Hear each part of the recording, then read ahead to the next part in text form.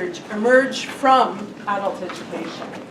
Particularly if we look at the work of people like Paulo Freire in Brazil, and his work with in critical literacy movements with adult educators. And it was sort of from the ideas of Paulo Freire that a whole movement in education developed called popular education. And popular education is very synonymous with adult education. And adult education only started to be sort of institutionalized in a bigger way in the late 1960s and into faculties of education. And before that, it was very much more community-based. And now it's quite often seen as synonymous with higher education, although some of us in adult education still do a lot of community-based research work. So that's kind of where I situate myself in this work. I'm also very active in the community and doing community-based research. I'm active in, you know, if you're from Saskatchewan, we lost our buses last year. You may have heard my name associated with that. So we went from being an emerging social movement in response to cuts to public transportation, and now we're doing research on that. So it's become even national with the demise of Prairie. So we've got research projects that are sort of organic, and I've also worked on research projects that are, you know, SHRC funded, CIHR funded, etc., IDRC funded. So let me just start. This talk will be about approaches to community-based research and sort of the historical, pedagogical ways in which community-based research got started. I want to say, first of all, that tomorrow I'm doing another session. I don't know how I got to be so lucky to do 2 sessions, but the session tomorrow will be on data gathering techniques. So if you're interested in participatory and creative forms of data gathering, that's what I'll focus on tomorrow. So this will be more of an overview. So community-based research, this is a definition that actually comes from the National Community-Based Research Institute in Canada. It's off of their website.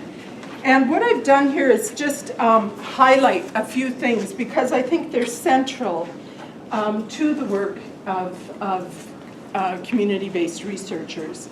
And that's mobilizing knowledge for action, okay? So the knowledge is not just done for the sake of knowledge, and as, you know, I think it was Brenda spoke about knowledge sitting on a shelf. However, sometimes the actions don't also get implemented for all kinds of reasons. So, you know, I think that you know, if you can go away from this 3 days with one learning, it could be, don't beat yourself up if it doesn't go the way it was planned. And in fact, some of the best learnings come out of having things not go, you know, the way it was planned. So another thing is the engagement of communities, and I'll speak to what I mean by that right away, because I see community service as very different from community engagement. And a lot of this stuff is going to be almost semantic, okay, jargon. You can go jargon. Okay, but community service and community engagement aren't necessarily the same. And it's my firm belief that to be doing community-based research, you must also be engaged in communities. You're not just serving them. And that community-based research is about research that helps people meet their needs. So I think some other things that came up this morning were also about, you know, knowledge co-construction. So it's community and university, in most cases, working together to co-construct knowledge. But I don't think that you necessarily even have to have university. I think communities can also do their own community-based research without universities. But it's people working together to co-construct. So there's a value in that, I think, in community-based research, that it's not about individual recognition. It's not about individuals succeeding. It's part of that, I think, neoliberal discourse that Joanna was talking about this morning, that it's about building collective actions and movements for the betterment of all, not for individual. Although individuals are part of the collective, it's more about the collective. So I think the words this morning, you know, participation, action, education for change are also parts of those discussions. So outreach versus engagement from the perspective of an academic, we often talk about doing outreach in communities. Outreach doesn't necessarily isn't necessarily about putting yourself in working in communities, but it can be providing information or services. So engagement is different again, and to me, participatory-based research in particular is about engagement, and it's about engagement that is ideological, engagement that is political, engagement to create critical social change, where people want a world different from the world they're living in. And engagement also implies a kind of partnership with community, a two-way exchange of information, etc. Okay, so that's engagement, and as opposed to outreach on an academic outlook. But the other one I want to talk about is differences in service and engagement. And I think you can contest this, okay? So, you know, yes, it can be contested, these are terms, but it's a way of thinking, and it's a way, you know, that I've constructed my own practice as a community-based researcher.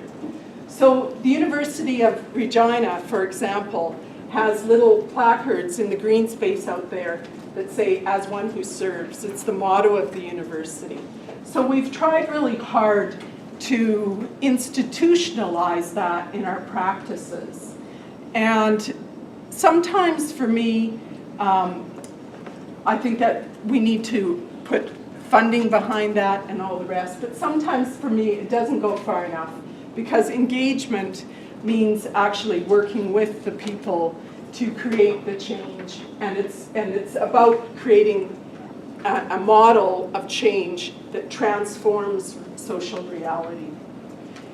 Service is not necessarily about transforming reality.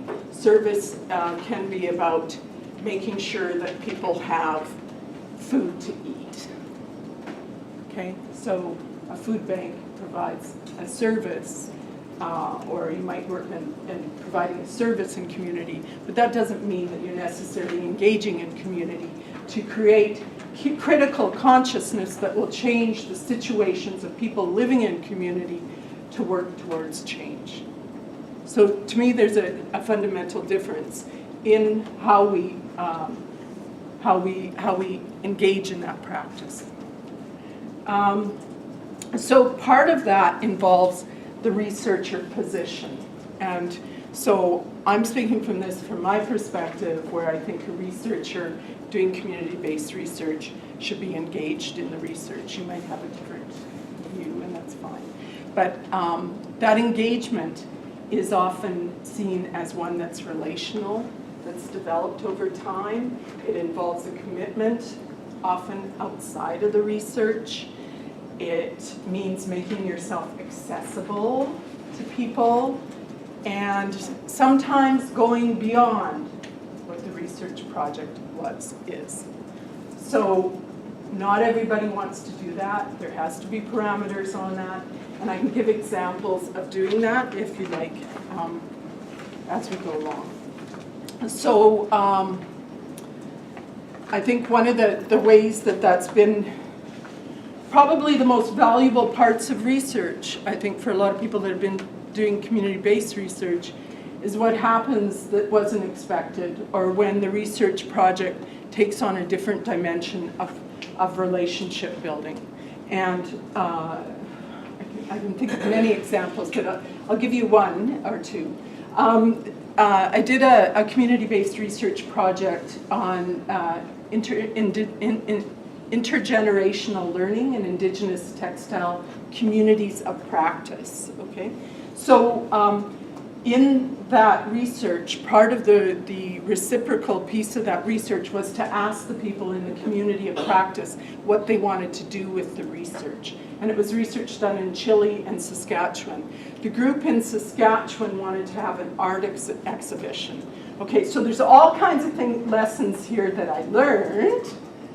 I became a curator of an art exhibit, public gallery, if you can imagine that. So it was also about limitations. But what I want to say is that opening of having that exhibition and having chiefs of bands, having bands send people from communities into the art gallery to observe the art that was put on by people from their community went far beyond what I could have ever imagined would have happened. So sometimes those unexpected things, because of a period of relationship building and commitment beyond a research project, can also be transformational.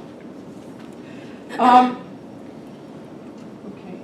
So community engagement is about collaboration, it's about mutual benefit, it's about sharing of resources, and it's also about engagement in research.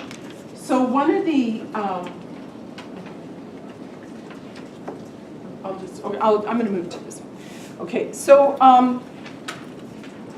community-based research, participatory, community-based participatory action research, et cetera, I'll get to these labels in a second, for the most part comes out of the South, the global South, or the majority world, as it's called in other contexts. From people like Paulo Freire, who wrote Pedagogy of the Oppressed, Pedagogy of Indignation, who saw that people's actions in the world could be reflected upon, that people could develop a theory for why they do things, and that those kind of critical insights into your actions could create what he called praxis and transformation or change. So those, I mean, that's a nutshell. So, but Pedagogy of the Oppressed is actually a very accessible book and is the most read book in education. It's probably one of the most read books in the world, actually. So if you haven't read it, you might want to. But ideas for participatory research came out of, as I said, the popular education, adult education, and theories of participation. In the North, Kurt Lewin, who is also really well known for the idea of communities of practice. A community of practice is a group of people that share a domain of interest in practice. So he thought that there needed to be a stronger link between theory and practice. And so Kurt Lewin's work was also pivotal in developing community-based research. But Kurt Lewin was not, he was more, I think, transactional, not transformational in his thinking. And he wanted to address gaps, but not necessarily create social change or revolution in the way that this came out of the global South. So it came out of a movement called Vivencia, which was lived experience. People like Paulo Freire, Rajesh Tandon. Rajesh Tandon is still doing participatory research. The Participatory Research Institute in Asia does research with up to 3 million people. So they're doing research where they get budgets of, let's say, $20 million, and they use a participatory process to decide how that money will be spent on community projects. So this isn't just done on small scales, it's also done on large scales, or if you've heard about participatory budgeting in Brazil, for example, there's also examples of where it's done there. So a lot of this came out of came out of the global South. Now, the interesting thing about, and Orlando Falls Borda also worked at that time in Colombia. And a lot of these guys came together, and mainly guys, but there was one woman, Maria Lisa Swans, and they came together and they went to Tanzania, and they were working together, and Maria Lisa Swans was this Finnish woman who was doing ethnographic research. She was an anthropologist. And she started to look at how participation changes by having a researcher present. And then she started to question the whole notion of participation. And she started to call into question how we facilitate research. And she started to say that there's partipulation, that is, that we're also manipulating situations by virtue of us being there as researchers. So it started to develop a critical consciousness around the whole research process. And it was from the meeting of these people, I think Bud Hall was also there, he's Canadian, that they coined the term participatory research. So I don't have the exact date, but as someone said this morning, you know, you want to throw your hands in the air because you go, there's so many different ways that this is addressed. How am I going to figure out what to call this, right? And there was one literature review that talks about there being 28 different ways that community-based research is spoken about. So so this movement came out of the South in the primary way that community-based research was done in Canada, particularly the 80s and 90s, is in health. And so there's a lot of the literature on community-based research in the North is health-focused, because that's where it was coming, that's where the money was going. So, so I think, you know, within those examples, you know, it's, you know, there's still lots of questions about who represents community. Lewin's work was looking at communities of practice. So there's so many different ways of thinking about community. Who makes decisions? Who owns the decisions? Who decides on the actions? What processes can you use to do this? So how can you bring, somehow I've got my slides in a different order, which is horrible. So, okay, so I started to try and think about how could we make this in some way, I guess, easier, I think, for students to understand. And maybe, you know, it's just one tool. But I started looking at community-based research and the work of Lewin, for example, as being more pragmatic. You want to have research and action together. But, you know, it's much less political. And as you get through different processes, I think once you get to community-based research, community-based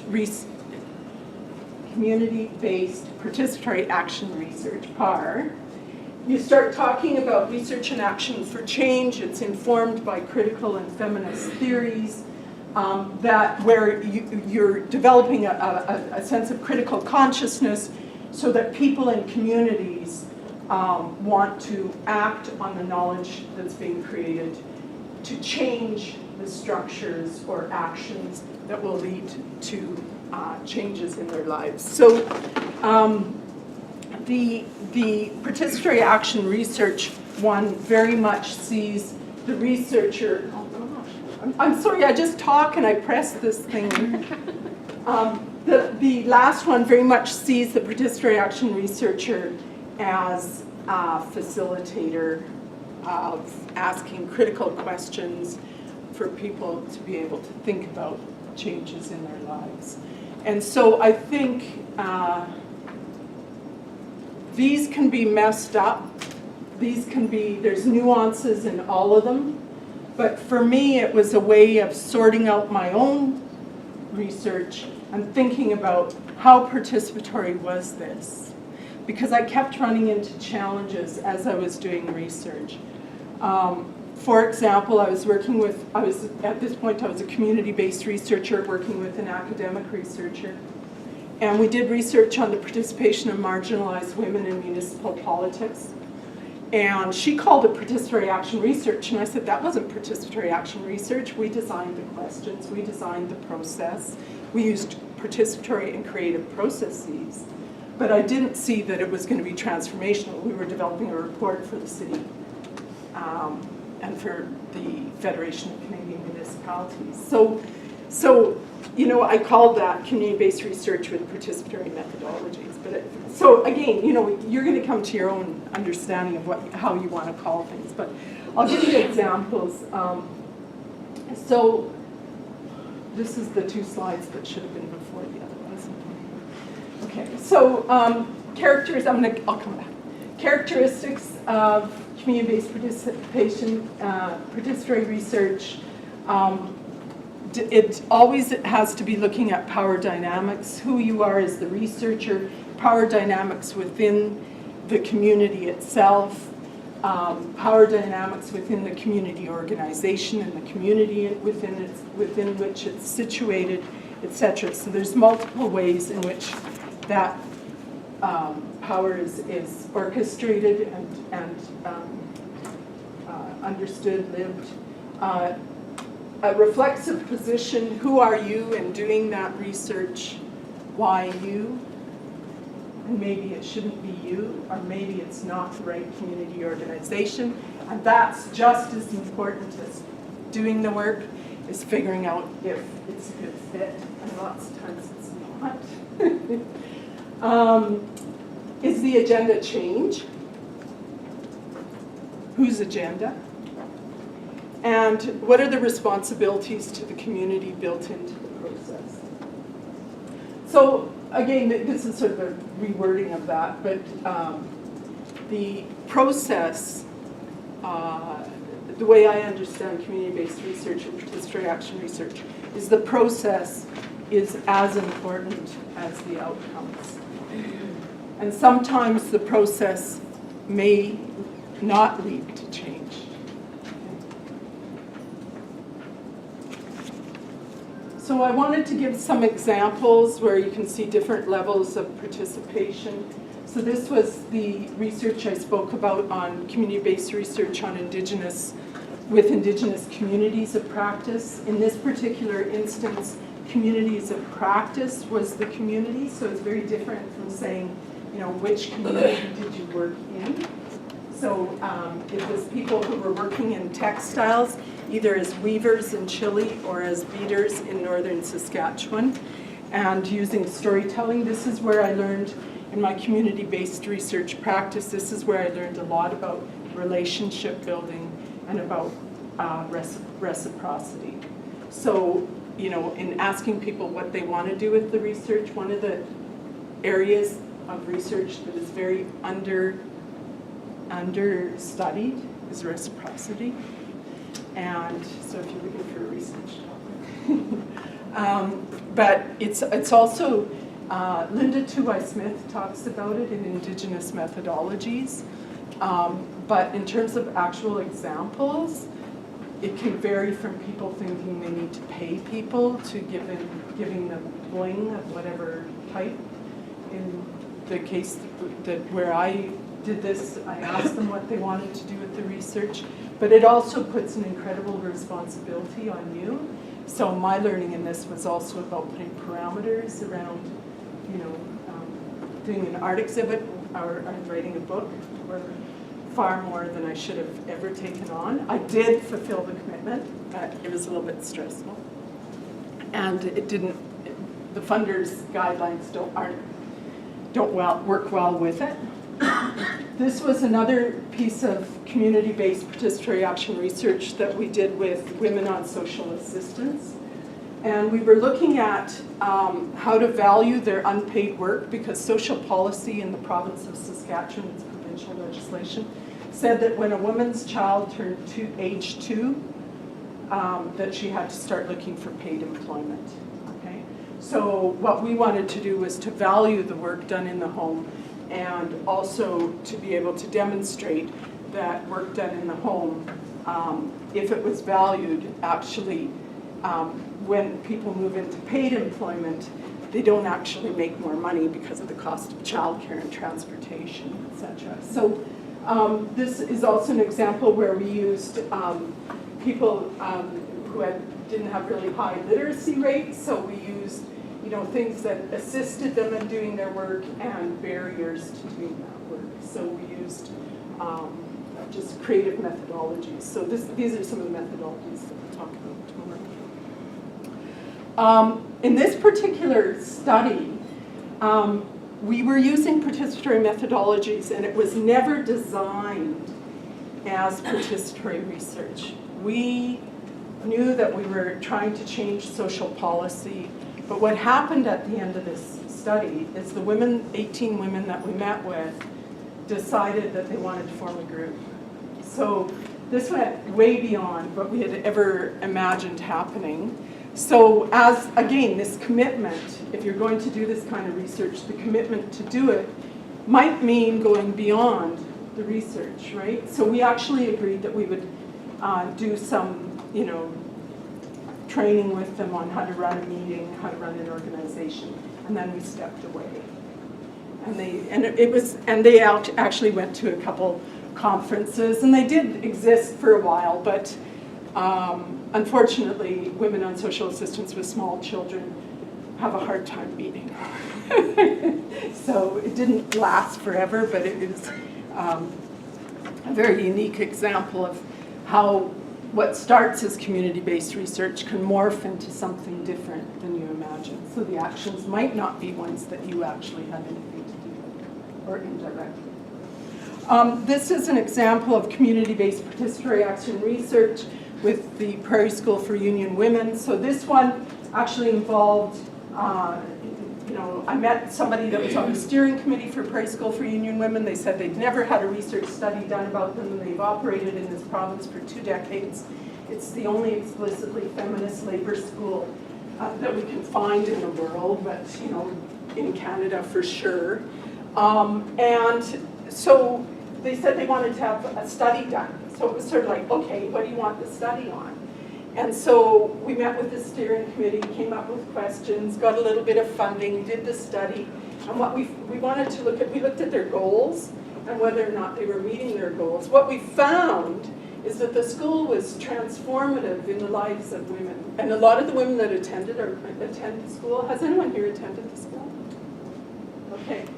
So what we found when we did the interviews is that a lot of women's lives have been transformed by attending the school. But what happened is they got back into their unions, or they got back into the workplace or home, and they had nobody to talk to about that transformation. Does this sound familiar to anybody in the room? It's been through a transformative experience. So then we decided we'd do another study, and we looked at how to sustain transformation, and were there ways in which we could sustain it. So this study, right from the development of the research questions right through to the recommendations and actions, was led by the women. Now, what happened with the recommendations is we did a workshop, and we did a ranking exercise so they could rank what were the most important things for them. Some of those top priorities were never acted upon. At this point, I had stepped back as a researcher. It's not my responsibility. I went to, people in the school. And those are the things that happen, right? So, that whole notion of power dynamics and how they work inside community organizations or community-based research. You're not going to be in control of everything that happens, nor should you, right? So it was like, it was supposed to be better than it was, and it was still great, but, it was a lesson. And we still did the second stage, and now we have a book coming out next year on women's labor education that emerged from this. So again, the whole notion of participation and how people participate is really important. And I think there's lots of different models of participation. I think this one is from Sally, help me with her last name, Arnstein, Cody International Institute. Where levels, the higher the level of participation, the higher the level of control. Okay? So participation can happen you know, people can say, I could say you were all participating, but really, are you participating? And a few of you are taking notes or whatever. You know, there might be some level of participation. But this isn't about citizen power right now, is it? Right? So different levels of participation and power and how they're played out in community-based research. And hopefully some of the examples that I've given you also illustrate those. Because those power asymmetries or power imbalances are always going to be present. Whether or not, you know, in deciding whether or not you want to get involved in them. Sometimes conditions aren't right. This was setting up a research project and what happened is I met with the local organization, the woman in charge of it. There were some weird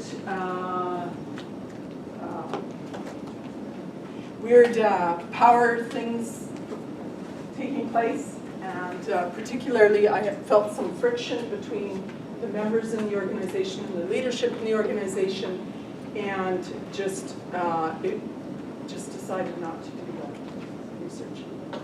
So I'm giving that as an example because I think it's really important not to do something if all the signs are there that it should be. I don't know, it's a bit embarrassing, but, you know, have to embarrass myself. So I guess it's not embarrassing, it's being honest, I guess. So some of the lessons learned, I hope I've shared some of those. This was the exhibition that was in the Man Art Gallery in Prince Albert on the textiles. There's lots of tension, there's lots of pain, there's lots of discomfort. Sometimes it's easier to do one of those research projects where the research sits on the shelf. You can walk away and you don't have to think about it in your sleep, or you don't have to have somebody knock on your door. And early in the morning, the day before the exhibition shows up, and she's come there with her artwork all self-framed, and she used chopsticks in the back because the frame didn't fit right. And it was incredible, actually. So, you know, it also opens you, I think, those creating vulnerable spaces, if you're willing to let yourself have those places, can also create real bonds of love. So, yeah, so some of the values that have gone with that are, you know, these are all things people talk about. We don't have time here to go into these in detail, but listening, sharing, relationships, stories, reciprocity, which again I keep bringing up that there's still problems with that one. I think we need to talk about more. But time, whose time schedule are you on? If you're working with SHRC funding, tri-council funding, foundational funding, there's all kinds of different issues from funders. In terms of expectations. And I think, how do we create meaning, how do we create knowledge that's collaborative, that's co-authored, that's meaningful in different ways? I think Yvonne mentioned that this morning. And the creating, again, the important thing for me is, you know, the process by which we do this work. So to make it authentic and meaningful to the communities that we're working in. So, some references. I can post this somewhere. I wanted to find here if you have questions or clarifications. Yes? I'm the one who came in late. I'm Yeah. sorry about that. I was totally lost in this area. But I wanted to ask about your slide presentation. Do you have handouts? I don't have handouts. Is there a place to access it? Well, that's what I was wondering, if the community-based research maybe can post some of the, maybe we could ask the organizers if they can post some of the PowerPoints or something. That's great, yeah, sure. Are you able to share your contact information? Yeah. Yes. Did I miss that part too? No. I'm here at the University of Regina. Yeah. Can you go back to that participation ladder? Mhm. Participation, Yeah. I'll placate you on this one.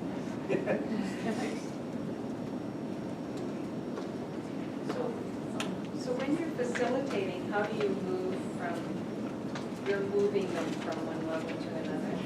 Trying to? I think, They move themselves, yeah, but I think that's also about the relationship. the organization. It's before anything, it's the whole process of relationship building. And I think, you know, there is community-based research that I never do, right? Because I know nothing about it. I know nothing about that community. I don't know what I can offer. I mean, maybe I can try and facilitate the process, but try to know something. So in your experience, how far can you get up there on a contract or? Well, I'm not really doing it, but I mean, when I say, when the women decided to form their own group, Yeah, to me you that were was right at the top. Yeah. So, yeah. And one thing that happened out of the beading project that was really interesting, or the textile project, is the women from one of the reserves decided to form their own beading group, but they did it with all their relatives, and I had nothing to do with it. They just told me about it. Right. So that's, to me, that's citizen action. Right? Yes. There were a number of times where you mentioned your limits, the limits of your role as a researcher. And I feel like with participatory action research, it can get, like those lines get really blurry. If part of the goal of the research is to create change, then how do you know when your role is over? Like how do you navigate, how do you know when to step back, I guess? Oh, well, in the case with the Prairie School for Union Women, we had workshopped the recommendations. We went through a ranking exercise, and then it was handed over to the steering committee, and it, you know, it was like, thank you, this has been a great project. I mean, we went back and decided to do more research later, but you know, it was quite clear. Sometimes when the funding is over, it was like when we met with the women on social assistance, we said, wait, this is a research project. We've made recommendations to the minister, it's done. But they wanted to keep going. And so, you know, as somebody who's also, you know, worked with them in creating knowledge, but also used their knowledge to make recommendations to the minister, you know, I felt some obligation to give back.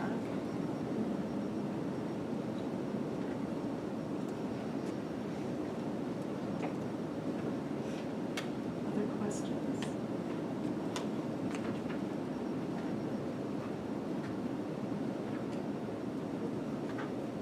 Aren't there different expectations from participants when you do a participatory method rather than a more Community-based. yeah, but other types of research where you just go in and not so much there isn't that involvement, and do you think there are implied expectations from your participants that cause you to have that feeling of maybe overcommitting or like have those blur lines? Well, I think part of it is my learning process as a researcher.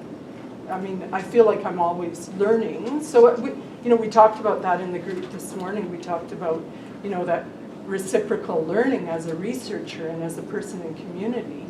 And so, Prairie talks about that as a co-intentionality of practice, right? Like we're always shifting across those lines. And I think, to some degree, I mean, it also depends on the, people's level of education, experience with research, what's their past experience, past relationships, how much is this an issue for them versus, one that you're imposing. Yes. Oh, sorry. And then, Sorry.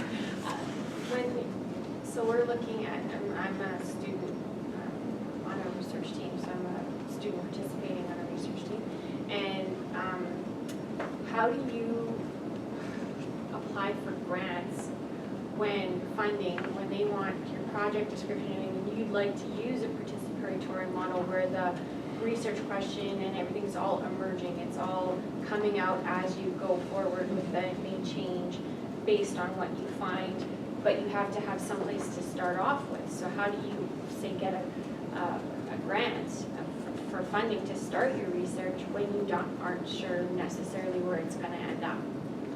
Well, I think there's, in my experience, you have to have some kind of research questions in the application. Yeah. But that you can also, and you can work on those in advance before you apply for funding, you can work with the organization to talk about the questions. You could also, knowing that, things might change as you're going along, you can also write in there that because this is participatory research, and I think, a lot of funders are coming to more understanding of what that means, because this is participatory research, and to be true to, where the community is moving with this, the questions will remain, iterative, or some statement qualifying.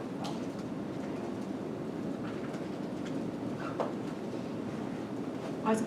Yeah, I think my question is on the women project you did, and I said after the project, they were able to come up together and use it for some time, but it eventually fell off. So being a researcher and looking at community-based research as a goal is to bring social change.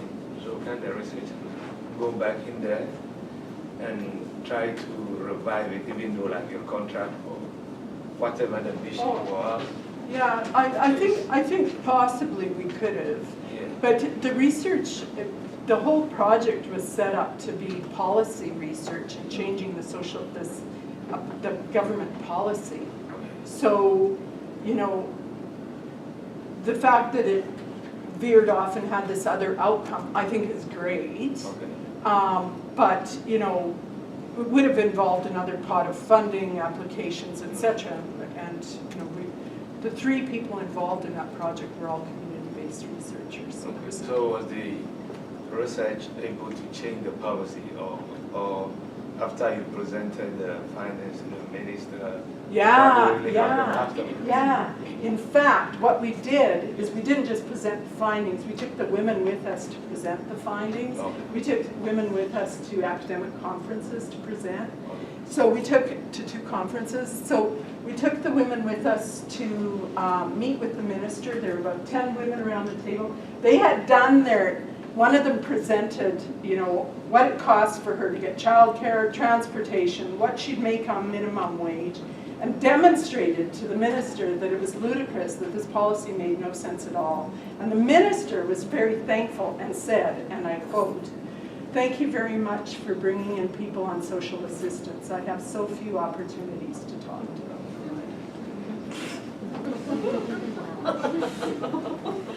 So, I mean, it's a great tactic if you're doing policy.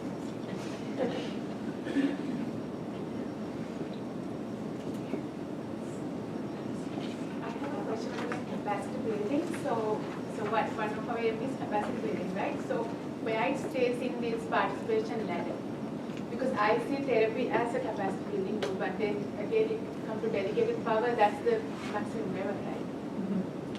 Well, part of the capacity building for me was also the methodologies that are used. So for example, when we did the intergenerational learning in the textile communities practice, we used stories and we used objects that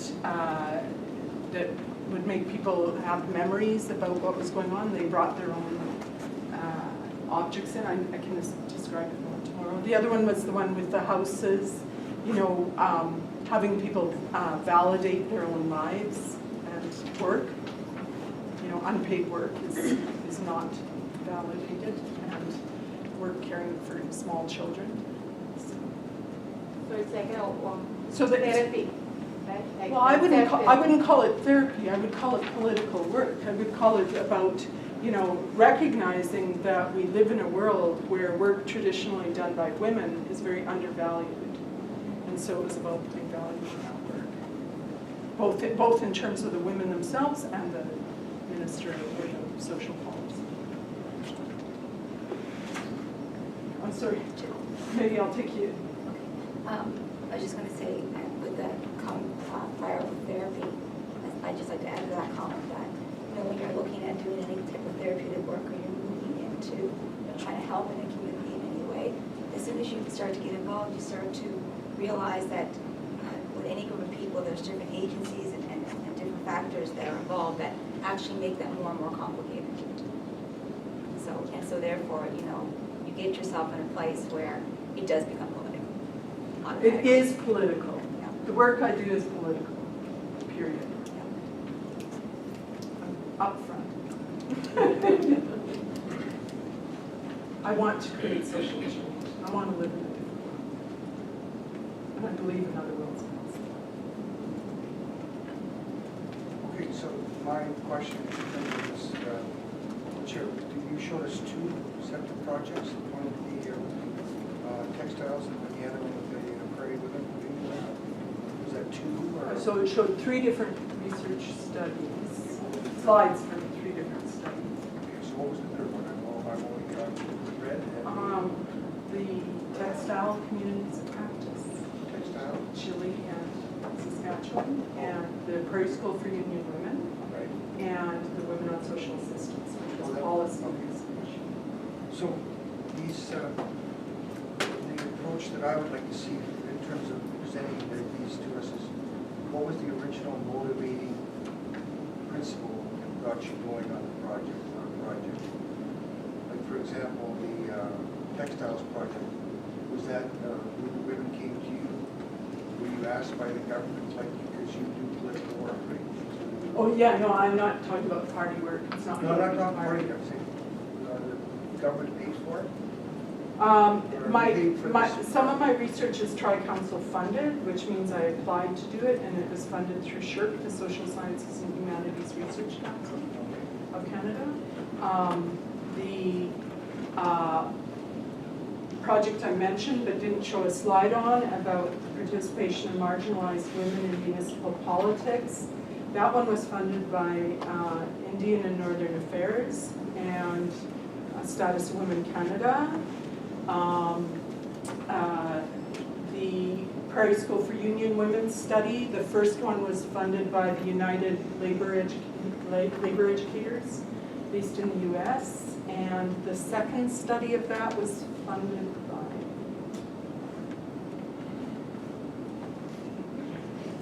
I'm doing unfunded community-based research. The research we're doing right now on buses and public transportation is unfunded.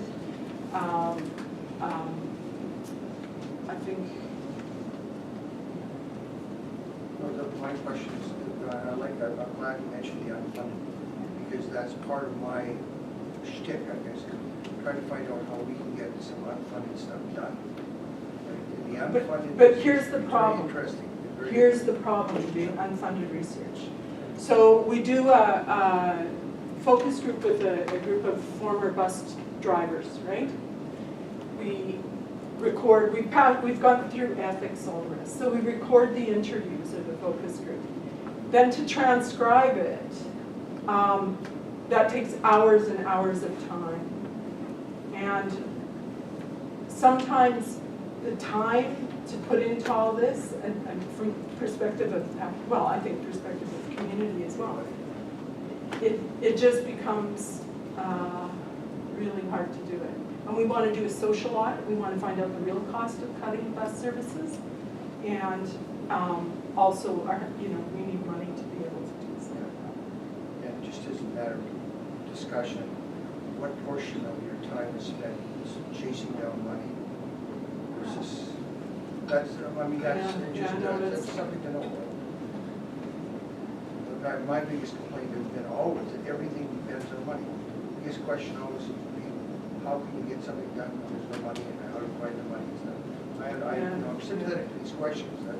That's where I'm at.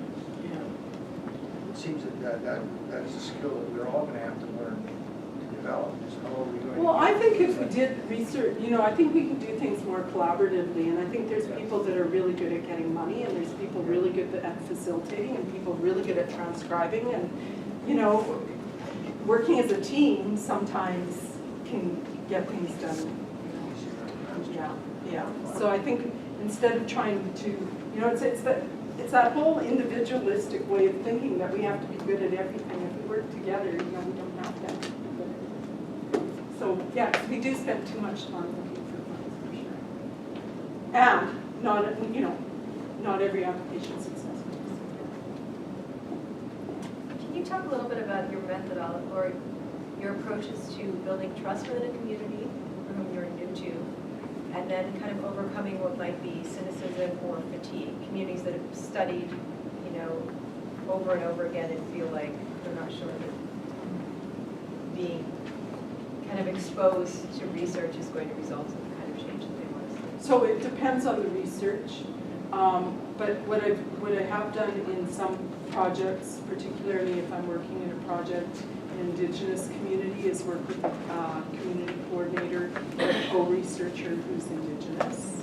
So there's always someone who's Indigenous that's involved in the research. Community coordinators have been really important, actually. And if it's international research, before entering into the research, there has to be a whole period of pre-research, scoping. And that's the trust building piece. Yeah, or figuring out if it's even going to work, What I haven't done, I know some people might be able to speak to this, I haven't paid people to do research. Some people have. Food is very important, particularly if you're working in low-income neighborhoods. Providing food, childcare, transportation. And, sometimes asking people, giving them a choice of, do you want to have food, when we meet, or would you rather get money for food or whatever, right? So, letting them choose. I don't know. Sorry, you And said, fatigue, I don't know, I'm not very good at that question. I'm always a little bit fatigued, and my mother said that, if somebody says they're looking for a volunteer, you just put your hand up. So what about the communities themselves, though? Oh, You go into a community and they say, oh yeah, another researcher, like, we've been studied to death. Yeah, I haven't had that. Okay. Isabel might be able to speak to that, actually. Community fatigue. Because you've worked with more communities where there's researchers coming in and communities that are sick and tired of having researchers. Yeah.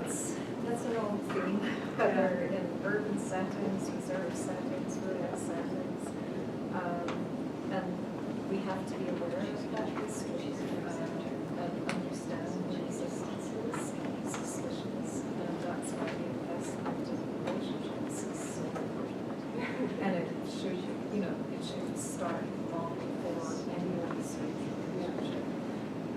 So for us, it's always about being in the community and visible, and active, and participating in different settings, so that we're not suddenly appearing and saying we're doing research. And so it remains community-driven. So So, sorry, Jose. oh, you said transportation, food, what is the other thing? Transportation, food, and childcare. Oh, child. Doesn't matter where it is, those are the three. These are more gendered type of things? Yeah, well, what a surprise. They still tend to be the number three, or the top three. Yeah. Yes. Oh, sorry, I also just have, this is a follow-up question, but you said like you've never paid anyone before, like, is that like paid someone from the community as like a research assistant, or like what do you? Oh, I meant as a participant in the Okay. research, yeah. Okay. No, I've paid, like given an honorarium to a community coordinator who helps me out, Okay. yeah. But you've never like just given like cash to participants for, No. you know, being involved in like an interview or No. whatnot? Have given, well, money for food Okay. or transportation. I saw one more hand. Yeah. I was looking around to find out if there's any more Aboriginal students in here or Aboriginal participants.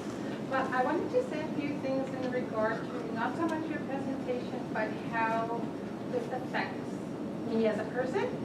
And I was raised on a First Nation, and there is so many issues that we can do research on. And I'm at that stage where I'm going into my PhD, and I've been contracted with a First Nation to be the community planner for them. Now, with that in mind, because there is so many issues and so many opportunities for research in multiple areas, I'm wondering what would be the best way to approach that? Oof. Maybe I can talk with you over coffee later or something, because I think that's such a huge question, and I don't know the community, and I don't know. My mind is whirling with all of them. Well, I think the whirling mind is great, but I think it's like that's a you know, a community assessment might be a good starting point. But, you know.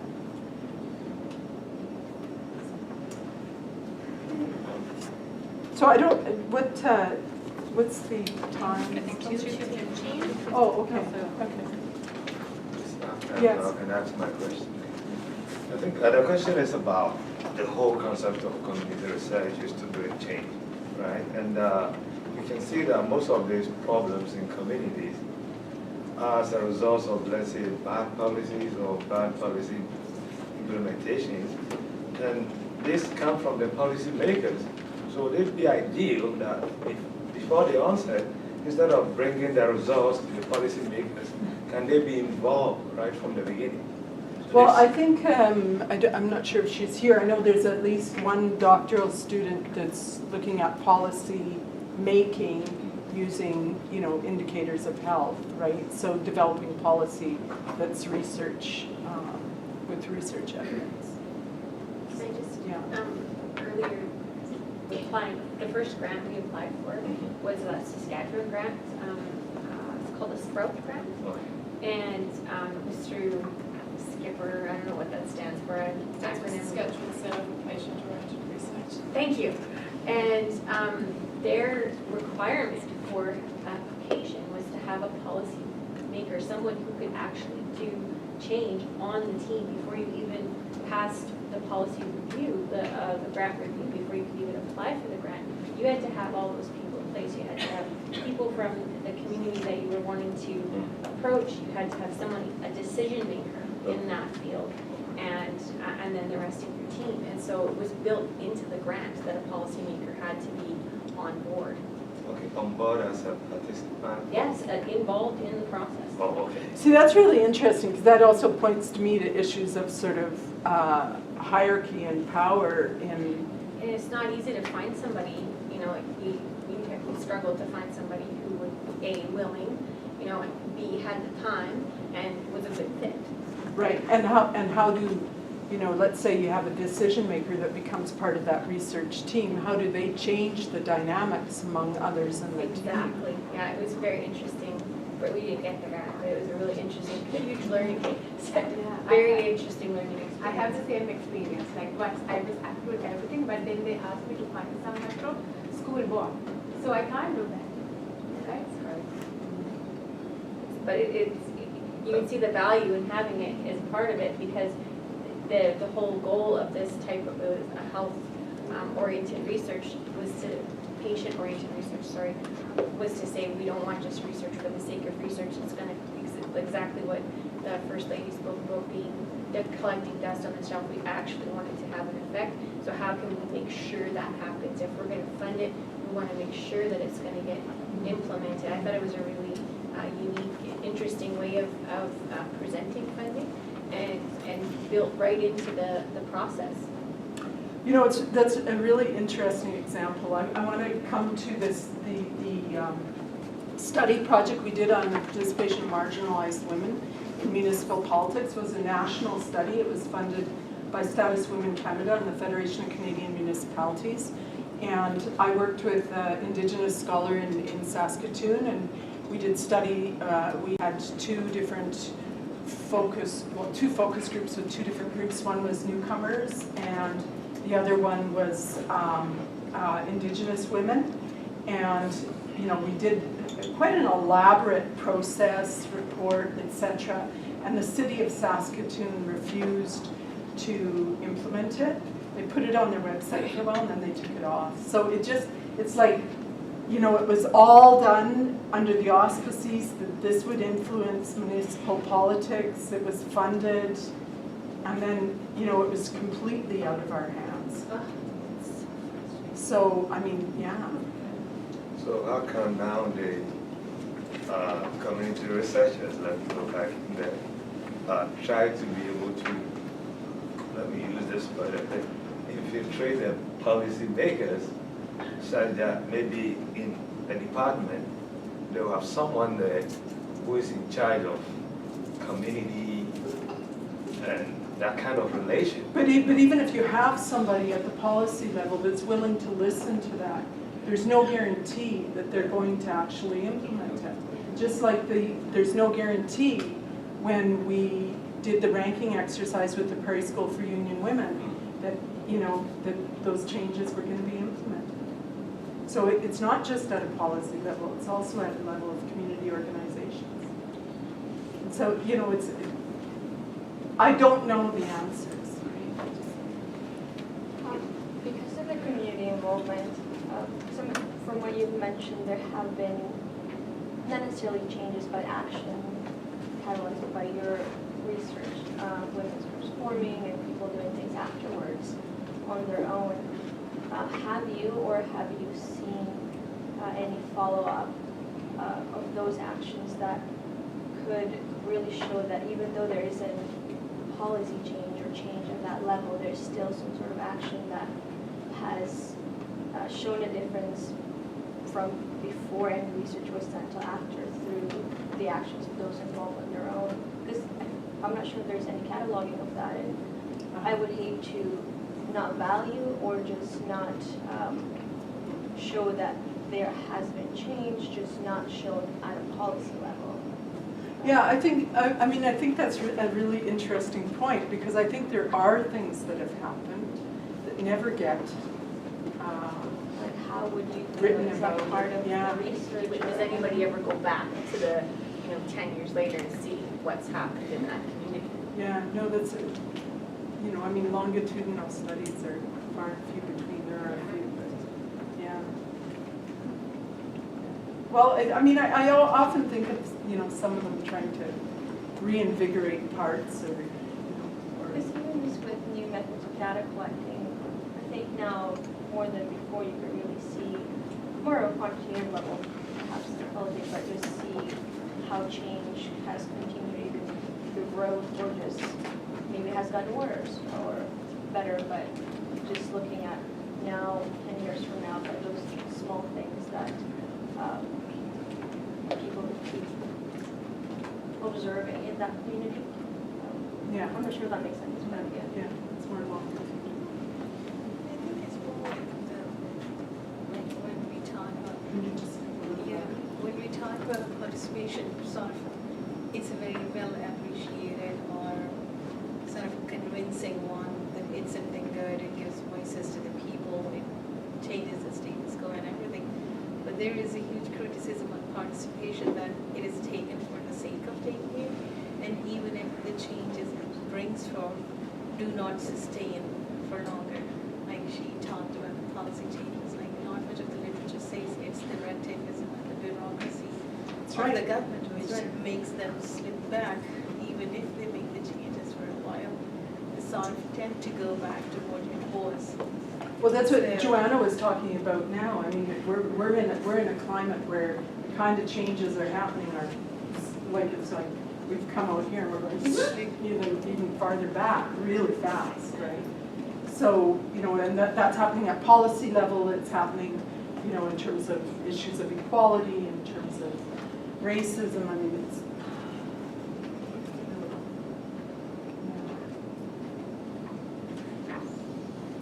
Well, I don't think we should get too pessimistic.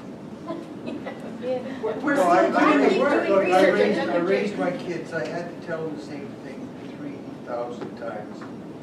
And they changed, and they changed, and they also didn't do the things they were told. Eventually, they somehow or other came around. And I think that one of the mistakes we may be making is, we like to think of ourselves as activists, is that we're not getting change as quickly as we think we should. But that may be possibly an aspect of our own impatience. There are lots of things happening. Sorry, the woman from the Pipeline Project, Pipeline? the Indian woman from the Pipeline Project, she spoke here a while back. I can't think of her name. Yeah. Pipeline? Water. Anyway, a lot of the stuff that's going on really looks negative on the surface, but maybe there's a lot more positive things going on than we think there are. The fact that there is resistance, and that we do have our camp on the legislature shows that there is things happening. There is resistance, and there always will be resistance. And I think the other thing is, you know, sometimes it's the little things that happen in the relationship building. Sometimes it's the little things happening by those women, you know, valuing the work they're doing, taking care of small children. And if that happens to 18 women and that makes a difference, I think that's valuable. So, you know, it's going to happen on multiple levels. But And that's what I'm getting is that we shouldn't expect our little project, our one little project to be that much different. It's all part of the whole. I think that's the basis of some of our questions. I'm sorry, the basis of some of my questions anyway. I'm going to come and save the world with my little research project, so. okay, so I think on that's a great note to close the session on. So thank you very much for participating.